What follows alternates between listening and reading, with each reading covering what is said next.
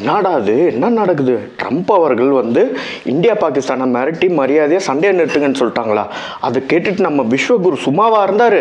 அப்படிதாங்க வந்து எல்லாரும் கேட்குறாங்க. ஏன்னு பார்த்தீங்கன்னா இவர் வந்து ஒரு நாடு ரெண்டு நாடு இல்லைங்க, 60 நாடு கிட்டத்தட்ட 2 டேர்மாக போய் எல்லாரையும் வந்து கட்டிப்பிடிச்சி மே அமரா தூ ஹம் தோஸ்த் அப்படின்னு சொல்லிட்டு வந்து கூடமே இந்த ஆப்ரேஷன் சிந்தூரில் வேர்ல்டு லெவலில் வந்து சப்போர்ட் லெவல்னு பார்த்தீங்கன்னா பாகிஸ்தானுக்கு கிடைச்ச அளவுக்கு வந்து நம்மளுக்கு கிடைக்கலன்றது தான் வந்து ஒரு வருத்தத்தக்க ஒரு விஷயங்க.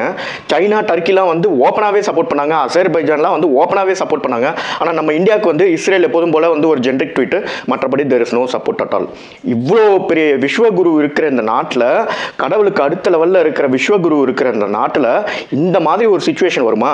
இந்த மாதிரி சுச்சுவேஷன் வந்ததுக்கு என்ன காரணம்னு பார்த்தீங்கன்னா நம்ம சங்கி மீடியா இருக்கு இல்லையா, அவங்களுக்கு பழக்கம் ஆயிடுச்சு. கிட்டத்தட்ட வந்து 15 வருஷமாக வந்து அவரை வந்து கடவுளுக்கு அடுத்த லெவலில் வச்சு வந்து புகழ்ந்து வந்து பழக்கமாயிடுச்சு. இப்போ என்ன பண்ணிட்டாங்கன்னா, இந்த ஆப்ரேஷன் சிந்தூர் நடந்துட்டு இருக்க வாக்கிலேயே இவங்க வந்து பாகிஸ்தானில் வந்து குண்டு போட்டாச்சு, கராச்சி வந்து வெடிச்சிடுச்சு, ரவால்பிண்டியில் எல்லாருமே செத்துட்டாங்க, இஸ்லாமாபாத்தில் ஒரு 3 குண்டு போட்டுட்டாங்க அப்படின்னு சொல்லிட்டு நடந்த விஷயத்தை மீறி வந்து ரொம்ப ஃபேக் நியூஸை வந்து ஸ்ப்ரெட் பண்ணதுனால வேர்ல்டு மீடியாவே வந்து இந்தியன் மீடியாவை ஒரு காமெடி பீஸாக தான் வந்து பார்த்துட்டு இருக்காங்கன்றது தான் உண்மை.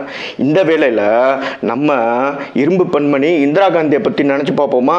55 வருஷத்துக்கு முன்னாடி 1971 பாகிஸ்தான் என்ற எதிரி நாட்டை உடைக்க மட்டும் செய்யாமல், அதாவது 2 நாடாக வந்து உடைச்சி விட்டு 99,000 சோல்ஜர்ஸ் வந்து சரண்டர் பண்ண வச்ச ஒரு இரும்பு பெண்மணி அவங்க தாங்க வந்து லீடரு.